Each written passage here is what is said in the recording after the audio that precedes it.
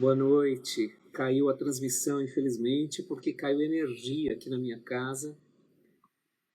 Já já vamos retomar depois de uma queda de energia que fez com que se interrompesse a entrevista da Leila. Ela já vai voltar e a gente recomeça do ponto em que estávamos. Desculpem, explodiu um transformador aqui na minha rua e caiu energia. Felizmente voltou. E a gente vai retomar a entrevista com a Leila logo mais. Pronto. Leila, desculpe, o pessoal tá voltando. Esses nossos transformadores de açúcar, eu ouvi a explosão aqui na rua e fiquei rezando para que não caísse a energia. Caiu. Acontece, é assim que o Ocidente nos trata. Pois é, exatamente. Esperar um minutinho que o pessoal está voltando, já tem 40 pessoas. Sim. Eu peço desculpas a todos, está caindo um temporal aqui no bairro do Paraíso. No Paraíso também chove e explodiu um transformador que interrompeu a energia, um temporal inacreditável aqui. E daí caiu a transmissão, vamos retomar agora. Então, Leila, você falava justamente das invenções e de como a história tem um papel fundamental, também como uma forma de resistência, e como ela aparece nos discursos, principalmente daqueles que, de dentro da África, querem uma África diferente. Sim, eu acho que aí a gente passa para um outro aspecto, né? Que é, na verdade, o aspecto das resistências, que é um tema que é muito caro, ele é bastante variado, bastante plural, bastante heterogêneo, tem passado por vários pensadores, enfim, por conta de que o tema das resistências era primordial para os nacionalistas. Então, os ativistas africanos tinham nas resistências um tema importantíssimo por conta do quê? Por conta de marcar a agência dos africanos, né? E, na verdade, esse tema é um tema desenvolvido com muita dificuldade, né? E, inclusive, sofreu, há cerca de 10 anos, uma reformulação com uma proposta do Frederick Cooper, que é um historiador importante para a nossa área, e que mostra que as resistências são um tema, no mínimo, complexo, muitas vezes equivocado, por conta de que nem tudo, em termos de resistência, foi feito contra a violência do colonizador, que muitas vezes houve aproximações, houve, na verdade, acordos feitos entre chefias africanas e colonizadores europeus, etc. Bom, eu não discordo que tem essas variedades todas, apenas acho que isso, no meu entender, não é algo que retire a carga de violência dessa relação. Essa relação, no âmbito do colonial, é uma relação que implica predominantemente na violência. Violência essa que é sistêmica, que é estrutural e que na verdade, atravessa, corta transversalmente o social, o econômico, o político, o cultural dessas sociedades e, inclusive, vai influir diretamente na psique desses povos africanos. Razão esta pela qual os africanistas africanos, de 20 anos para cá, retomam, quase todos eles, o Foucault, retomam alguns psicanalistas. É o caso da retomada que eles fazem do Deleuze, ou seja, tudo que desestrutura para eles é importante numa época em que eles querem exatamente desestruturar essa episteme ocidental.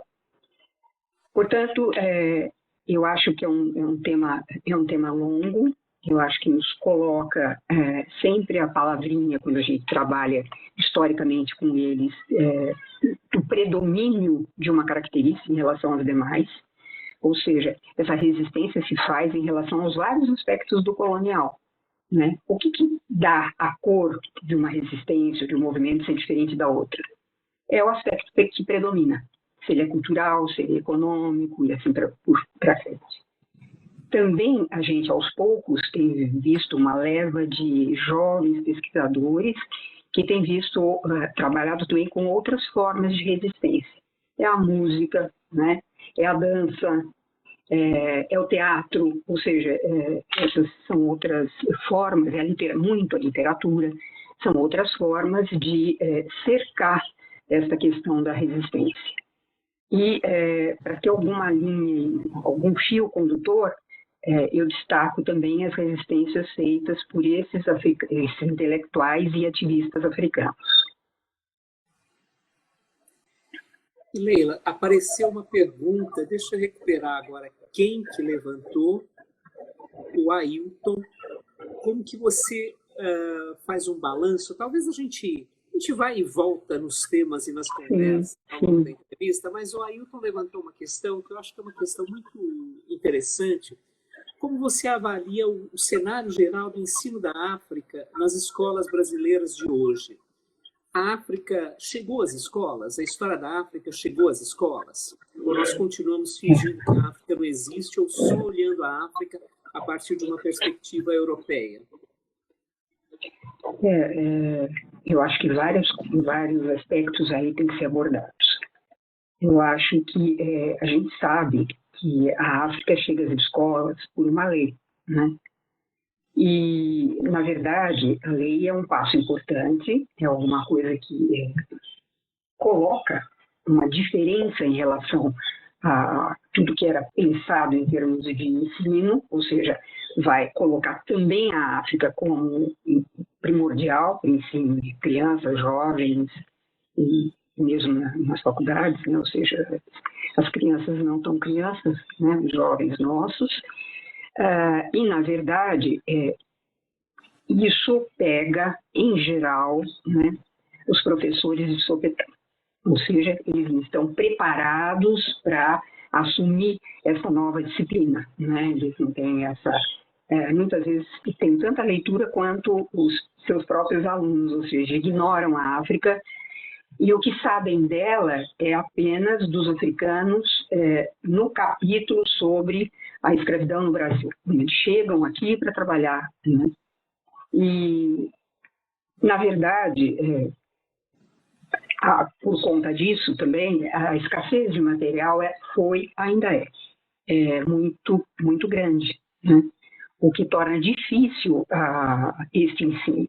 Há uma dificuldade grande de poder transmitir a esses jovens o ensino de história da África. Eu costumo dizer que existem materiais muito bons para isso. Existem alguns filmes importantes, o Kirikou e a Feiticeira.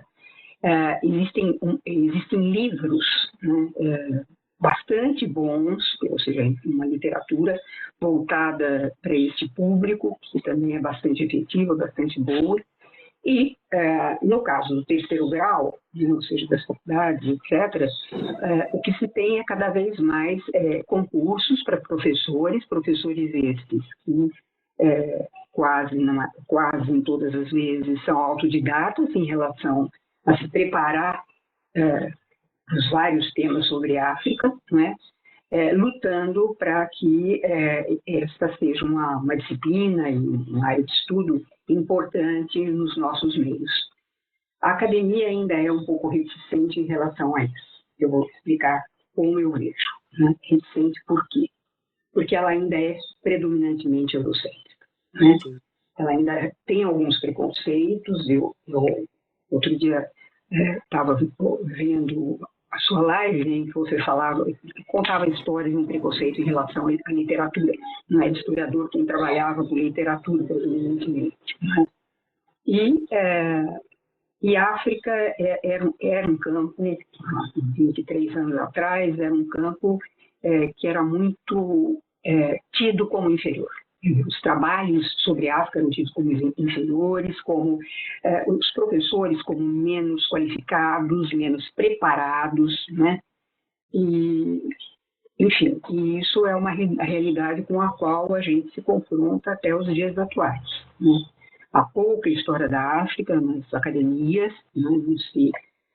Sempre há necessidade de outras disciplinas, mas nunca chega à África essa necessidade, ou seja, no estudo de África essa necessidade.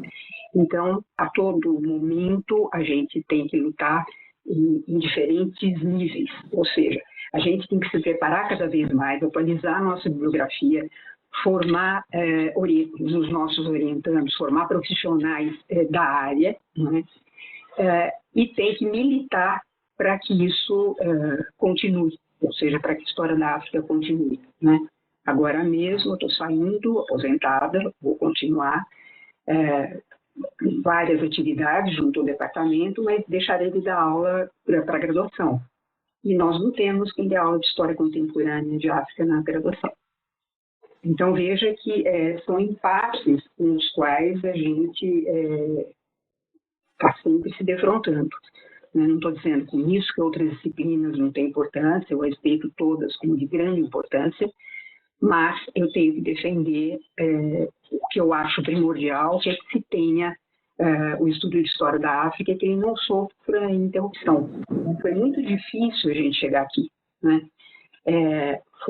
Na verdade, foi um ato de coragem muito grande, né? Se colocar em concurso pela história da África, né? E isso não foi pouco, né? E o departamento fez. Também colocou a história da África como uma disciplina obrigatória, o que também não foi pouco, né? Ou seja, já se iniciou tendo a história da África como uma disciplina obrigatória. Porém, uma disciplina de segundo semestre e uma disciplina apenas com 3 professores. Então, com a minha saída, ficam 2. Então, é isso que eu digo, que no conjunto, esta academia é eurocentrada, embora hajam vários intelectuais que trabalham nela, vários acadêmicos, que não seguem a episteme euro-ocidental. Ou seja, caminhamos um tanto, mas ainda tem muita coisa pela frente para conseguir, de fato, formar professores capazes de levar, com repertório suficiente para levar as discussões de história da África para o ensino básico. Sim, sim.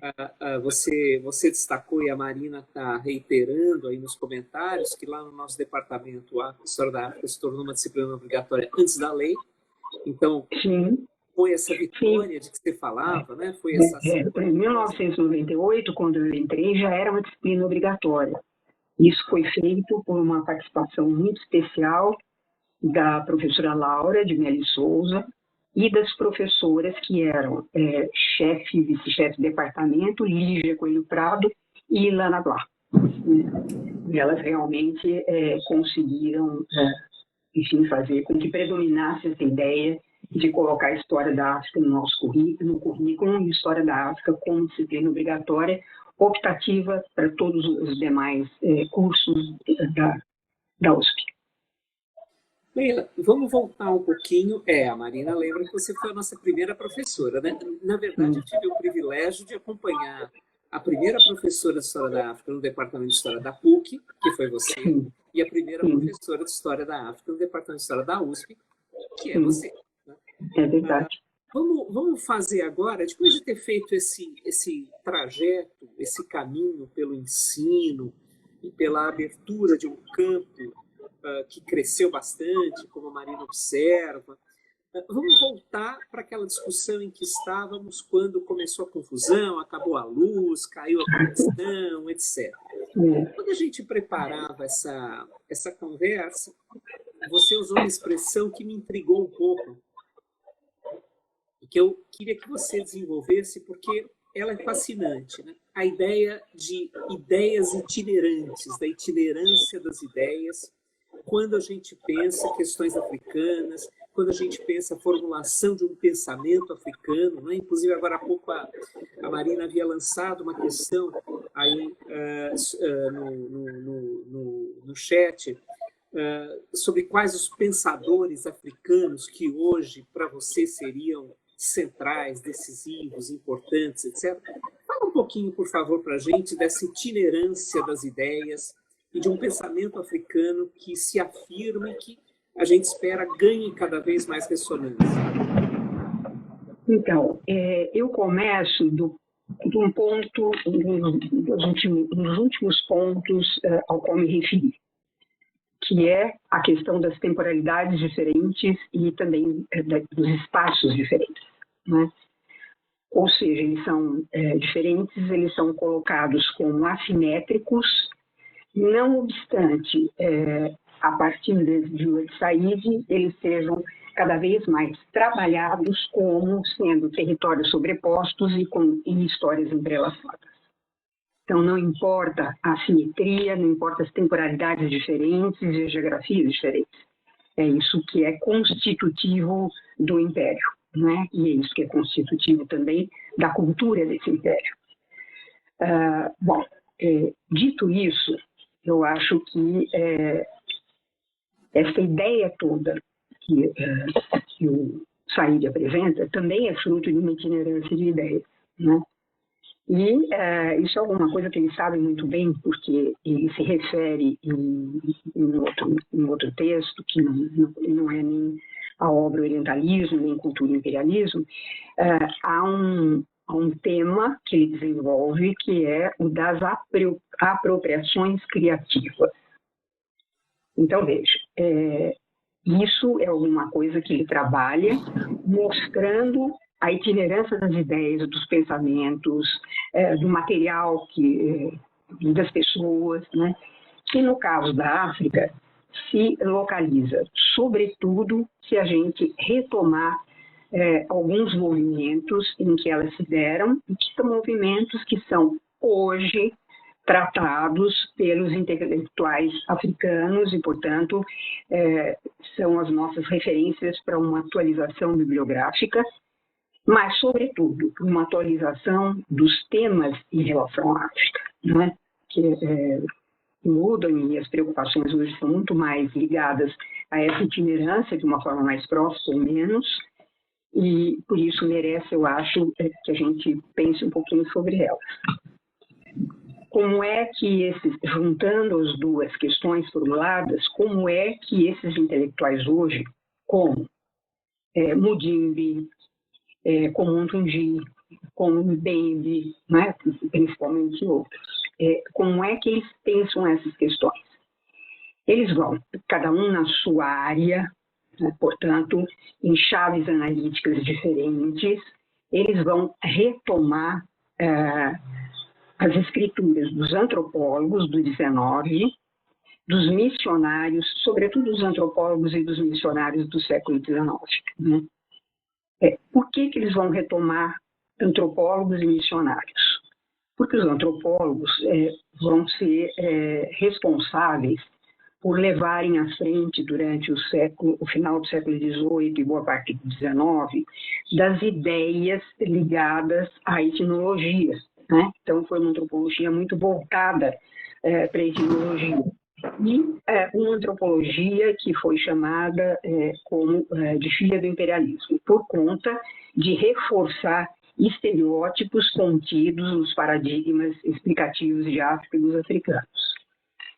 Bom, não fora só isso, eles retomam os missionários. E retomando os missionários tem sido sempre uma referência, não é a única, mas tem sido o pensamento mais referido, o do Edward Blyden, um missionário que era afro-norte-americano, afro-estadunidense, e que vai escrever, é considerado um dos panafricanistas clássicos, e cuja algumas ideias, notadamente a categoria de personalidade africana, percorre o pensamento da negritude, com Césaire, com Aimé Césaire, com Leopold Senghor, e também está presente também no Cheikh Anta Diop, e também vai estar presente nos pan-africanistas como o Kwame Nkrumah, né, que também vai se utilizar desse pensamento.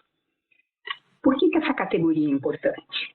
Porque ela retoma os valores mais antigos, mais tidos como clássicos, né, e da história dos africanos, e, ao fazer essa retomada, eles se aproximam daquilo que eles acham essencial para você dizer o que é ser um africano. Então, a pergunta que vale aqui é: o que é ser um africano?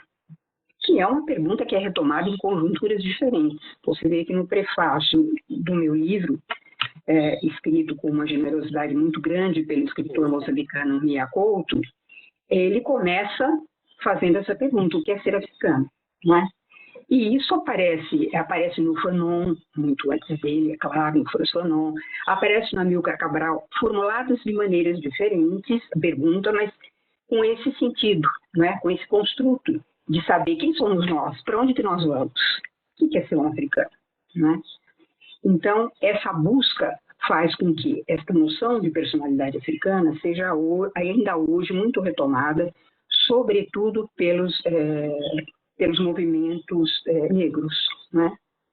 Mas ela não deixa de ser lembrada nos movimentos até hoje que se reúnem com uma conotação pan-africana, como é a União Africana, a partir de 2001, e também como são as pessoas que hoje pensam, os intelectuais que hoje pensam, acadêmicos sobretudo, que pensam a razão africana, ou seja, o desenvolvimento da razão africana, dando, portanto, ensejo para surgir esse pensamento social africano. Por que essa personalidade africana é tão importante? Porque ela contempla, essa ideia, essa categoria, contempla aquilo que a gente chama de força vital. Então, é aquilo que é mais inerente ao ser africano, não é? São as qualidades mais inerentes do ser africano. E, entre elas, eles põem toda a tradição que esses povos têm, bom, agora já falando no plural, né? A tradição que todos esses povos têm, já apontando para o fato de que essa tradição não é fixa, não é imutável, né? Ao contrário, que essa tradição se faz e se refaz mediante processos históricos e dinâmicas culturais. Ou seja, isso rompe a fixidez dessa tradição, que era tido como algo antigo pelo pensamento eurocêntrico e, portanto, ultrapassado, né? Era fixo, ultrapassado. Com esta ideia vem uma outra ideia, que é da fixidez e da falta de movimento do continente africano, que teria se movido só a partir do momento em que os europeus invadem o continente, conquistam o continente, né? Quando a gente sabe, e a história nos mostra isso com muita clareza, que a África sempre foi um continente em movimento. Fato é que os temas, estou falando dos temas porque eles atualizam a bibliografia, né? Mas eles nos trazem, e é isso que eu acho fundamental, eles nos trazem um desafio muito grande, que é o desafio de perceber a necessidade não só de inverter o esquema dual, né, mas romper com esse esquema dual. É nesse sentido que os espaços intermediários entre o moderno e o tradicional, o urbano e o rural, se fazem primordiais, né? Existem espaços intervalares aqui em que o rural se faz presente no urbano, o urbano se faz presente no rural, e isso complexifica muito mais a nossa intelecção dos vários temas relativos à história da África. Na verdade, também se tem uma preocupação muito grande de se retomar o que é ser africano no sentido de disciplinas que cada vez mais contemplem tudo aquilo que preocupa endogenamente os africanos, e não para responder a demandas externas, a demandas exógenas, né? Então, que isso seja feito a partir daquilo que os próprios africanistas africanos consideram primordial para dar passos à frente no sentido de, pelo menos, esgarçar, se não romper. Eu acho que para a ruptura ainda demora, mas para provocar cada vez mais esgarçamentos nessa episteme ocidental, esgarçamentos nesse espaço binário, mostrar que a história é muito mais complexa do que eu e o outro, do que o outro e o mesmo, né? Tem uma complexidade muito maior. Nesse sentido, as itinerâncias das ideias são fundamentais porque mostram alguns momentos em que foram fulcrais para ir se construindo aos poucos esse novo desafio. Por exemplo, um deles é o movimento do Harlem Renaissance, né? É um movimento que se deu no Harlem, mesmo Harlem que anos antes tinha sido incendiado e os negros, enfim, todos expulsos. E é lá que se faz um espaço, que é um espaço cultural de música, de dança, de ideias, né? A música, lembrando, por exemplo, Billie Holiday, Louis Armstrong, literatura, né? Pensando, por exemplo, em Langston Hughes, pensando também a questão, sobretudo, de um grito de alerta que caracteriza esse movimento, que é o texto O Novo Negro, né? Do Locke. Por que o Novo Negro?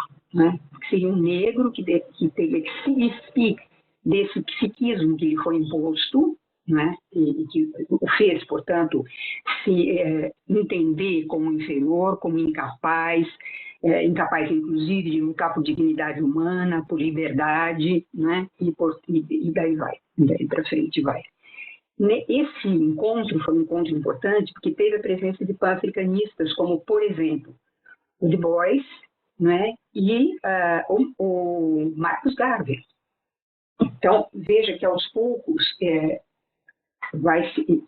Senghor. Então, aos poucos, esses intelectuais de várias partes vão se encontrando nesses eventos, né? E vão misturando as suas ideias, né? Eles vão primeiro identificando os problemas com problemas comuns e, na verdade, discutindo facetas diferentes de conceber essa questão dos africanos sob o domínio colonial. E em outras conjunturas também essa itinerância se dá, por exemplo, no plano internacional, né?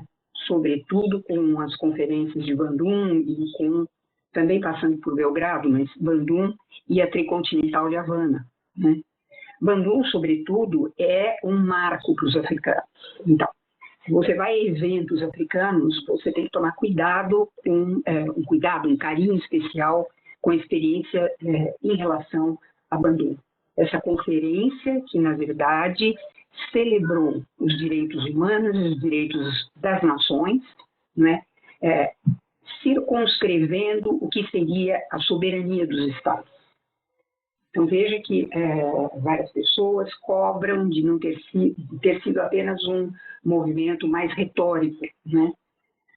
Na verdade, sim, um movimento mais retórico, mas que coloca questões primordiais para se pensar alguns conceitos que vão ser depois desenvolvidos durante os próprios movimentos de independência, sobretudo nas lutas de libertação, né? Argélia, Angola, Moçambique, aqueles que tiveram guerra de guerrilha, sobretudo, cujo Estado é erigido no âmbito da luta de libertação.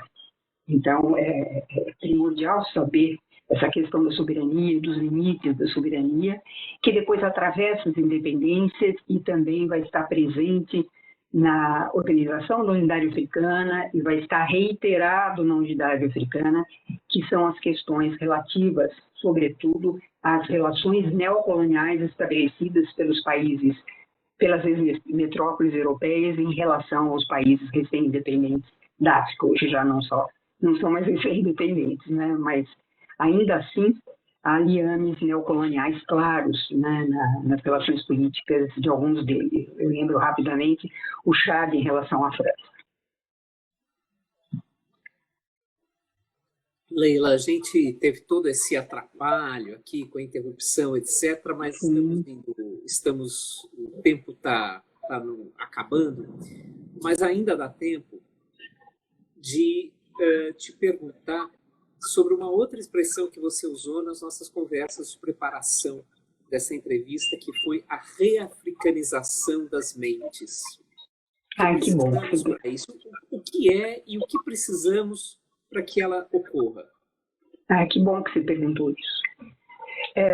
Então, nesse processo todo de itinerância das ideias, nós temos, nos anos a partir, né, desde os anos 1950, sobretudo, um movimento, que é um movimento que vai na direção de 1960, inclusive com a produção do História Geral da África, né, e cuja bandeira primordial é descolonizar as mentes, né, é reafricanizar o conhecimento. O que significa isso nesse momento? Alguma medida, enfim, que leve a gente a achar algum parâmetro aí de exclusão que esses intelectuais africanos teriam em relação à África, em relação aos outros demais países? Não, né? É só um alerta para que se pensasse a África a partir de uma crítica às categorias euro-ocidentais, né? É nesse sentido que se faz, inclusive, o pan-africanismo, embora ele tenha uma natureza, né, muito voltada para a questão dos negros em geral, então apontando a questão dos negros nos Estados Unidos, dos negros na África do Sul em relação ao apartheid e claro, também em relação ao colonial na África. Mas essa ênfase ao colonial, ela vai surgir sobretudo a partir do 5º Congresso de 1945, que é um congresso que proclama a negação do imperialismo, do capitalismo, do racismo, né, e do colonialismo. Eu acho que eu repeti alguma coisa, é do imperialismo, do capitalismo, do colonialismo e do racismo. Desculpa se eu... Tudo ótimo. E por que isso é importante, né? Porque a gente tocou aqui numa característica que eu acho absolutamente crucial para a gente pensar o colonial na África, que é a questão do racismo, né? É um racismo que não é contingente, ele é estruturante nesses países, né? E é um racismo que, portanto, está imbricado com as medidas que são tomadas pela administração colonial em relação às formas compulsórias de trabalho, a cobrança de impostos, a tomada de terra e gado, né? Ou seja, tudo isso está sempre interligado, nos lembrando daquele esquema inicial, classificatório, ao qual me referi logo no começo da nossa conversa, né?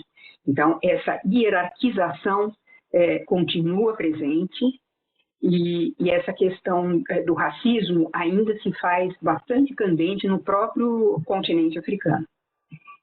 Então, veja, as questões todas, se a gente pensar em todas essas questões entrelaçadas, a gente verá que é preciso que esse pensamento sobre a África, que essa invenção da África, aos poucos, seja corroída, seja esgarçada, seja rompida, ou seja, que haja uma ruptura dessa invenção, não é? O que é ser africano é ser um ser pensante, um ser que tem sensibilidade, mas que tem razão, que é um momento de bastante disputa existente, inclusive na chamada teoria da negritude, que não vai dar para a gente aprofundar, mas enfim, que já fica colocado aqui, e que vai, pouco a pouco, incorporando as línguas africanas, incorporando aspectos culturais africanos, né, incorporando uma tradição viva, ou seja, não só oralidade, mas por que eu estou falando uma tradição viva? Porque não é uma tradição fixa, não é uma tradição imutável, né? É uma tradição que, inclusive, traz consigo racionalidades diferentes e que o pensamento africano busca, então, constituir, formar, né? Dando um colorido mais descolonizado em termos da Europa. Veja, isso não quer dizer que tudo que foi apreendido na Europa seja jogado fora, né? Mas sim que eles vão se apropriar, se afiliar, né? É uma afiliação criativa em relação ao Marx, ao Hegel, ao Sartre, do qual esses intelectuais são muito próximos, tanto que o Sartre fez o prefácio do livro, do Fanon, o prefácio do livro, do Césaire, do Senghor, né? Então, esse existencialismo e o humanismo estão muito próximos dessa dessa malta, que à época era jovens intelectuais africanos, né? E que desta forma buscam deslocalizar a Europa. Isso é conseguido como se gostaria que fosse? Não, isso é um processo, né? O conhecimento, a gente sabe que é um processo de construção contínua, que nos obriga a reavaliações também contínuas e redirecionamentos, né? Aos poucos nós vamos entendendo melhor algumas complexidades e vamos pensando em outras, tentamos capturar, né, de uma forma mais própria, com uma compreensão mais aprofundada, o que significam esses aspectos culturais africanos, né? E nesse sentido é alguma coisa que está sempre em processo. Então, com isso, eu quero dizer o seguinte: se a gente hoje, né, retomar tudo aquilo que se tem como as últimas resoluções da unidade africana, né, nós vamos ver que existe um caminhar em que eles dizem. Por quê? Porque uma das resoluções diz respeito exatamente a promover um conhecimento africano da África, né? Então, veja que isso é um processo que não foi alcançado, não vejo problema nenhum, ou seja, está em andamento constante, está em reformulação constante, como, de fato, eu entendo que todo pensamento deve estar. Eu acho que a característica primeira de um pensamento deva ser exatamente estar aberto, né? Estar aberto a ser revisto, estar aberto a autocríticas, estar aberto a novas reformulações, né? Que nos desafiam cada vez mais a uma compreensão maior, uma compreensão mais apropriada daquilo que pretendemos investigar. Leila, bom, sempre, várias pessoas comentaram isso, por isso, inclusive eu peço desculpas à Amanda, que pediu para tirar os comentários, mas eu gosto que os comentários apareçam, mesmo que tenham o ônus de cobrir o rosto, que é um absurdo, né, no sistema, cobrir o rosto do entrevistado, porque é uma forma também das pessoas dialogarem, e várias delas falaram da incrível, imensa, extraordinária satisfação de te ver ou rever, de te ouvir, do quanto aprenderam no passado, do quanto aprendem hoje, do quanto é importante ler os seus livros.